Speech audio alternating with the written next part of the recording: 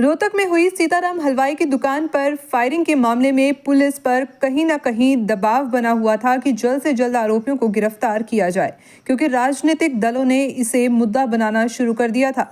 गत देर शाम पुलिस को इसमें कामयाबी मिली है। गिरफ्तार किए गए तीनों आरोपियों की पहचान अमित उर्फ मिता निवासी छारा जिला झज्जर, कपिल उर्फ भोलू निवासी भापड़ोदा जिला झज्जर व नवीन उर्फ भांजा निवासी खेड़ी साथ जिला रोहतक को पुलिस ने गिरफ्तार किया है।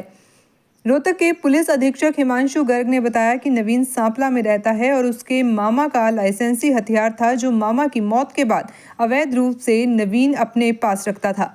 उसी हथियार से इन्होंने सीताराम हलवाई की दुकान पर फायरिंग कर रंगदारी मांगी थी। उन्होंने बताया कि इन तीनों ने शराब के नशे में यह शरारत की है, क्योंकि इनकी सीताराम से कोई पुरानी रंजिश नहीं है।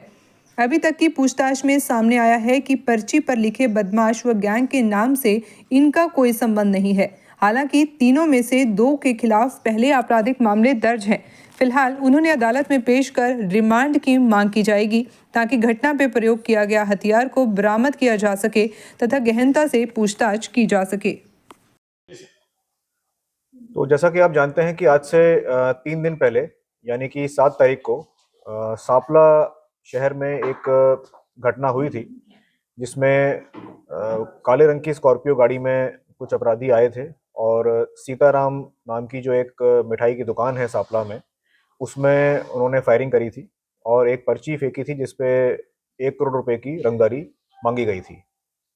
तो मामले की गंभीरता को देखते हुए हमने इमीडिएटली वहाँ पर केस रजिस्टर करके, और हमारी सारी क्राइम टीम्स उसी दिन से एक्टिवेट हो गई थी। मैं स्वयं भी वहाँ पर विजिट करके आया था अगले दिन और उनसे मिल के आया था, और काफ़ी प्रयास जिला पुलिस ने उस वारदात को ट्रेस करने के लिए उसी दिन से शुरू कर दिए थे।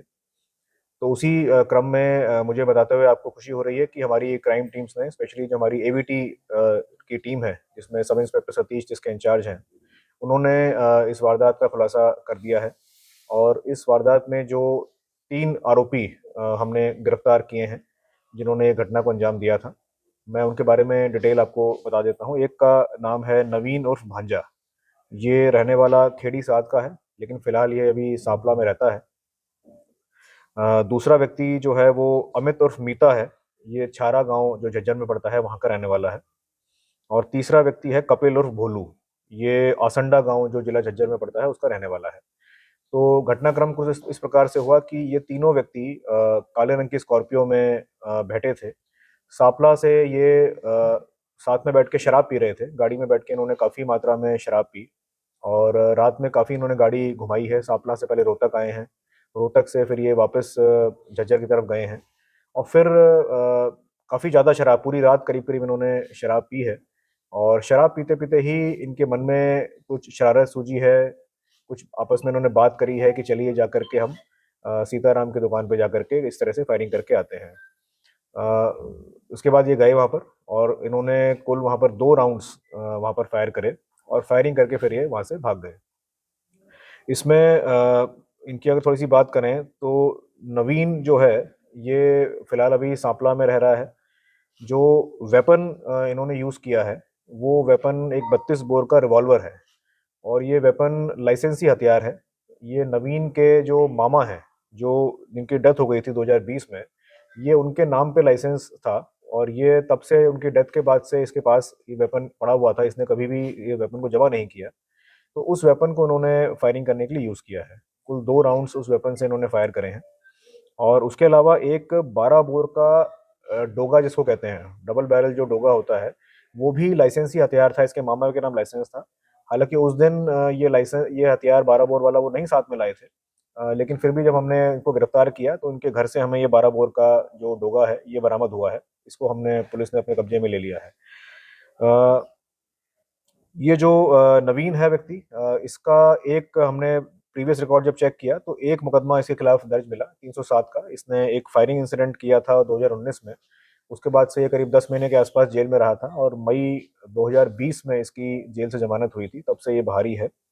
दूसरा जो व्यक्ति है अमित उर्फ मीता, जो कि छारा गांव का रहने वाला है, उसके खिलाफ हमें 2 मुकदमे पहले के मिले हैं, जिसमें से एक मुकदमा तो पुलिस से झड़प का है। कोई पुलिस कब्जा कार्रवाई के लिए गई थी, उसमें कुछ पुलिस से इसकी झड़प हुई थी। और दूसरा मुकदमा मामूली लड़ाई झगड़े का है। तीसरा व्यक्ति जो कपिल मैंने बताया था, वो उसके खिलाफ अभी तक कोई आपराधिक रिकॉर्ड हमें नहीं मिला है। तो ये 3 लोग उस दिन साथ में बैठ के आए थे और अमित जो है, जो मैंने बताया दूसरा व्यक्ति जो है अमित उर्फ मिता, वो गाड़ी उसकी थी, जो काले रंग की स्कॉर्पियो इसमें इस्तेमाल हुई है, वो काले रंग की स्कॉर्पियो अमित उसका ओनर है। उसने हाल ही में करीब 2.5 महीने पहले उस गाड़ी को परचेज किया है और इसका एक सोनीपत स्टैंड पे इसकी पिज्ज़ा की दुकान है और एक दूसरी इसका एक होटल है सांपला में। और कपिल जो तीसरा मैंने बताया था वो पहलवान है। तो ये तीनों ने मिलके वहाँ पर शराब के नशे में ये शरारत इनके मन में आई थी। काफ़ी गहराई में हमने अभी पूछताछ करी है और अभी हम आज इसको माननीय न्यायालय के सामने पेश करके और हम एक रिमांड पुलिस रिमांड लेने का कोर्ट से आग्रह करेंगे। जो वेपन अभी इन्होंने वारदात में इस्तेमाल किया है, उसकी भी हम रिकवरी का प्रयास रिमांड के दौरान करेंगे। तो अभी तक की पूछताछ में कोई हमें इसका इन लोगों के किसी बड़े गैंग से या कोई और किसी अपराध में संलिप्त होने का कोई सबूत या कोई जानकारी नहीं मिल पाई है। फिर भी अभी कुछ कहना जल्दी होगा क्योंकि अभी हम रिमांड लेंगे और गहराई से पूछताछ भी इसमें की जानी है। लेकिन अभी तक की प्रारंभिक पूछताछ में कोई किसी गैंग से संबंध या जो इन्होंने पर्ची फेंकी थी उसमें 2 अपराधियों का नाम उसमें लिखा था, उनसे कोई संपर्क भी होना इस तरह का कोई अभी तक सामने नहीं आया है। तो अभी तक की जाँच तो यही कहती है कि इन्होंने शराब के नशे में आपस में शरारत करने के लिए, और ऐसा भी कुछ नहीं समझ में आया है कि सीताराम हलवाई से इनकी कोई पहले की रंजिश हो या कोई पहले की दुश्मनी हो, ऐसा भी कोई नहीं सामने आया है और इनके खिलाफ पहले कोई एक्सटॉर्शन के या इस तरह के आपराधिक मामले भी कोई दर्ज होते हमें नहीं रिकॉर्ड में मिले हैं। तो अभी तक की जाँच तो यही कहती है कि इन्होंने आपस में शराब के नशे में ये शरारत करने के लिए ये चीज़ करी है। तो फिर भी लेकिन अभी आगे और जाँच हम करेंगे, रिमांड के दौरान और गहराई से हम पूछताछ करेंगे। इस पूरे प्रकरण में अच्छी बात ये रही कि सांपला कस्बे में काफ़ी बहादुरी लोगों ने दिखाई। मैं जब वहाँ गया भी था अगले दिन, तो किसी प्रकार का भय का माहौल, जैसा कि अपराधी चाहता है कि भय का माहौल क्रिएट हो, वैसा माहौल क्रिएट नहीं हुआ था। अगले दिन फायरिंग के अगले दिन भी दुकान पे ग्राहक आ रहे थे, दुकान चल रही थी, आस-पास की पूरे बाज़ार की दुकानें खुली थीं और पूरा जैसे बाज़ार में चहल-पहल रहती है, वो थी। किसी प्रकार का ऐसा भय का माहौल वहाँ नहीं नज़र आया, लोगों ने काफ़ी बहादुरी दिखाई। तो इससे मुझे पूरा विश्वास है कि जो अपराधियों के जो हौसले हैं, वो पस्त होंगे और लोगों आगे भी इस तरह की जो वारदात कोई करेगा, उनको भी हम सख्ती से निपटेंगे।